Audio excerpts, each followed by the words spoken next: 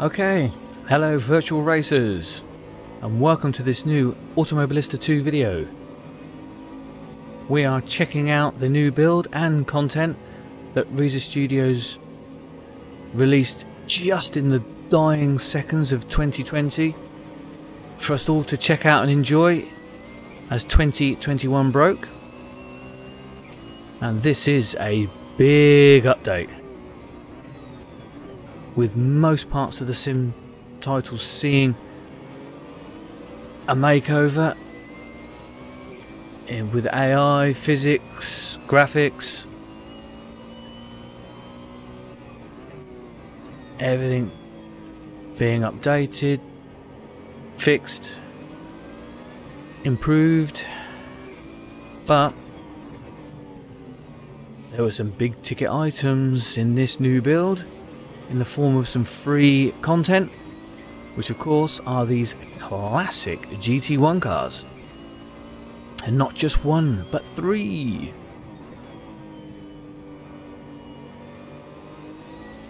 We have the McLaren, the Mercedes, and the Porsche. I've given all three of them a go. They all drive individually, they've all got their own little characteristics and quirks. They all definitely sound... Oh, come on, Mr. AI. They all definitely sound different, with the Porsche being the real standout of the three cars. In fact, I think this could be one of the best sounding cars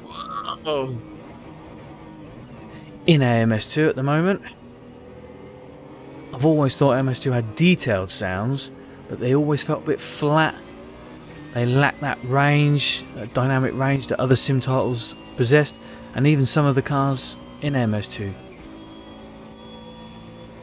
had. But the Porsche is a particular standout.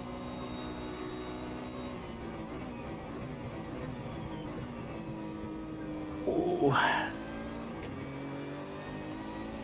It's very immersive.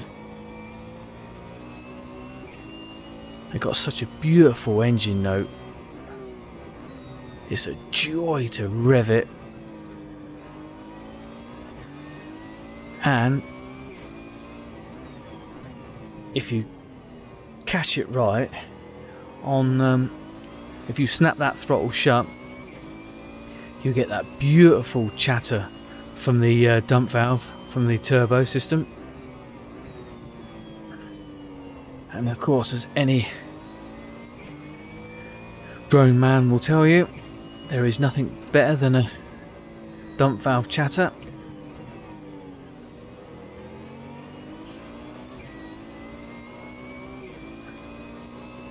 So Reiza have definitely nailed the sounds for this car.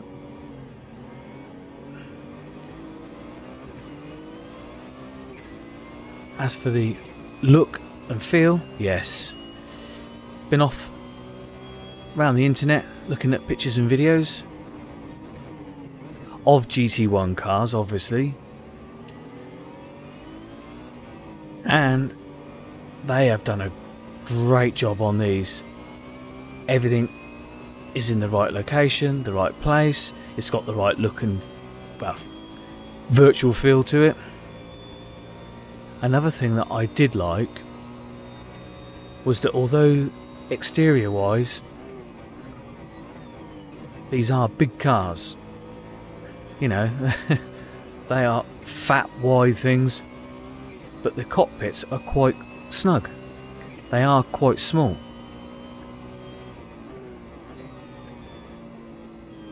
And you do get that sense that you're hemmed in somewhat compared with the size of the car. So I sat in the Porsche in VR with my Rift S, and the low roofline really does give you that sense of claustrophobia, which was a really nice touch, very immersive. So from the moment you sit in the car and you fire up that engine, you're hooked. They've got you grabbed. and I would have gladly paid for this as DLC, but we got them for free. So what they're like when you get out on the track? Well, initially they do feel a little underwhelming, but that's a combination of safe setups, which are easily tweaked. Take a bit of wing out, soften them up a little bit, and they start to move around and dance about like you'd expect an older generation sports car to do. So that took a second. But I think, even though they're big V8s, they're rear wheel drive, and you don't enjoy any of the toys that the modern GT cars have, they are so big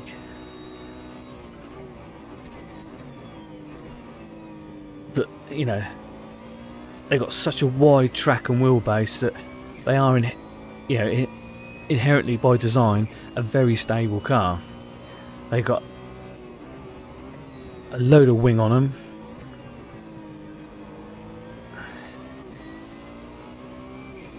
So when you're driving them at sort of 8/10, they are incredibly safe to drive, and they do feel underwhelming. But again, that's the way these cars were built and designed. It's nothing to do with Reiza's interpretation of them. Well, in fact, they've modelled them, quite realistically. But once you start driving them 9/10 and you start touching on 10/10 and you make a couple of small tweaks to the setup, you can start making these cars dance, and then they feel alive. And you combine that with fantastic, detailed and precise force feedback, especially with my AccuForce direct drive wheel.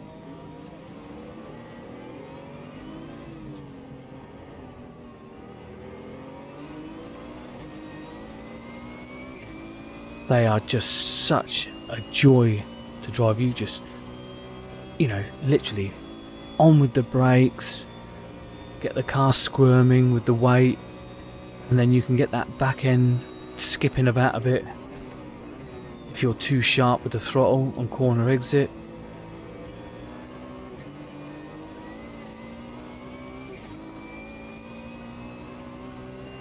It's just fantastic, especially with a complex of corners like that here at Imola.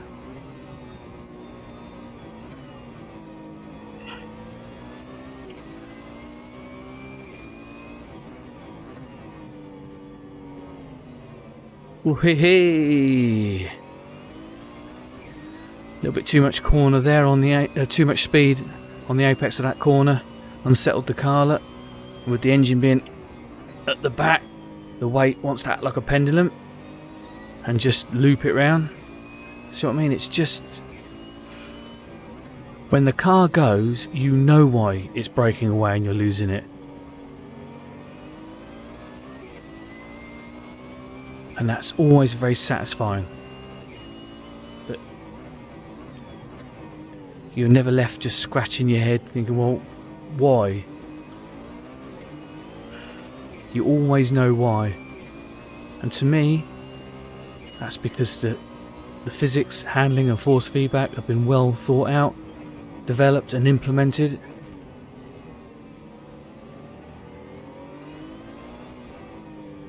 Now, because this is such a big update to the physics and handling, they do recommend that you delete your profile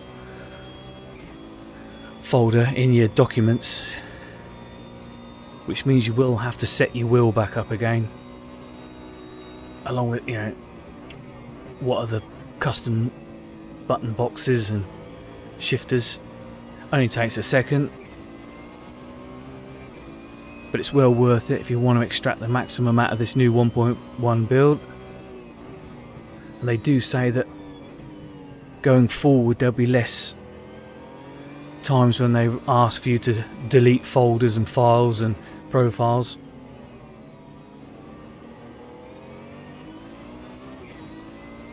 But it's 5 minutes, and if it means you get this level of driving experience, then I'm happy. Now I did notice they have changed the AI. They're less scared of you now. They don't jump out of the way. I think they may have gone just a smidgen too far the other way. I think they're a bit.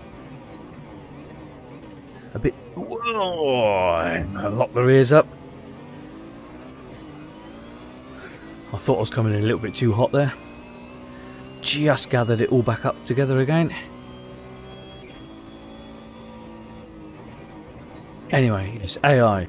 Yeah, I think they a little bit too formulaic in their approach to driving around the track. They don't quite feel so natural as they did in builds 1.6 and above. I've enjoyed some fantastic side-by-side battles with a lot of the GT4 cars with the last build and AI update. Now they're saying they've made the cars a little, less prone to jumping out the way, but it feels like they now doggedly stick to the course of action they were already on and committed to before you try to come up alongside them. So some of the passing isn't as clean as you would think it should be. They're not impossible to race. I just don't think they're quite as fun to race as they were. Maybe I need to just play with the settings, difficulty settings and aggression settings, move the sliders about a little bit to see whether I can't induce a little bit more error into their driving, so there's more opportunities. But they're not doing anything stupid or daft. They just don't feel as exciting to race against as they were in previous builds. But, Reiza Studios, they knock out hot fixes like there's no tomorrow. So if they have gone a little bit too far and created a little bit too much robotic AI, they'll be quick to tweak it and change it and dial it back in. So I'm not overly concerned. Luckily, these cars are so fantastic to drive that not when you get them on the grass, they're not. That you can forgive a less than stellar AI, because you are just so involved in the driving of the cars, listening to the sounds of them, that this is still a great update and new build.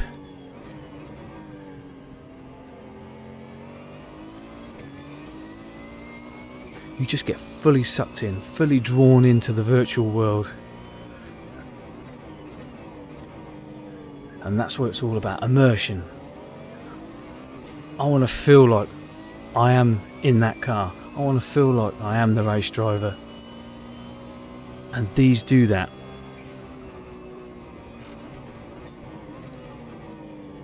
So from that point of view, I'm a very happy man.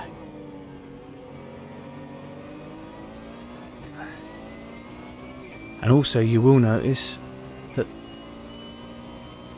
the work they've done on the aero is all but eliminated now. That annoying bounce that the cars had a tendency to have, especially if you tried to soften them up to make them a little bit more exciting to drive. They seem to get this sort of bouncy, used to resonate through the car. and make them virtually impossible to drive. That is all gone. That's just it was still there in version 1.5, which was only a couple of months ago, but they are pushing updates out and new builds at such a pace that if you find a build you don't like, within a few weeks there's another build and you're back in love with the title again. It's fantastic. And this build 1.1,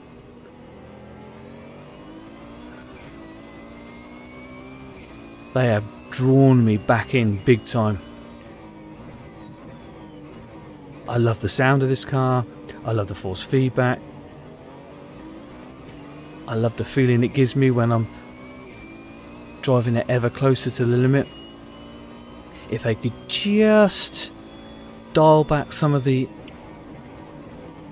AI changes they've made. Oh, see, he was not going to let me have that, was he?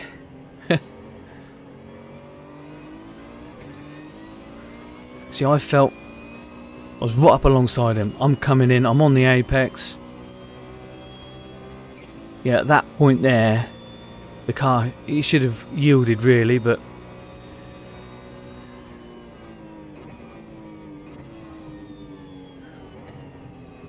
there you have it.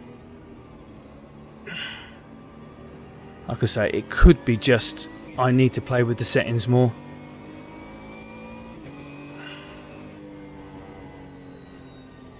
But if it's not me and it is the sim, the community will soon let Reiza know and they'll be on it. And there'll be a hot fix within probably the first week of January. And we'll get a slightly more human-like AI with a little bit more erratic behaviour. Okay, well, I hope you enjoyed my first look at the new GT1 cars in the new AMS2 build. If you've tried them out, let me know in the comments. What did you think? You know, how have you found the AI?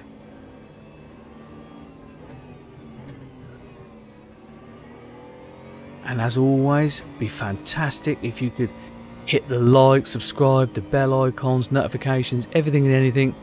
A share would be even better. Yep.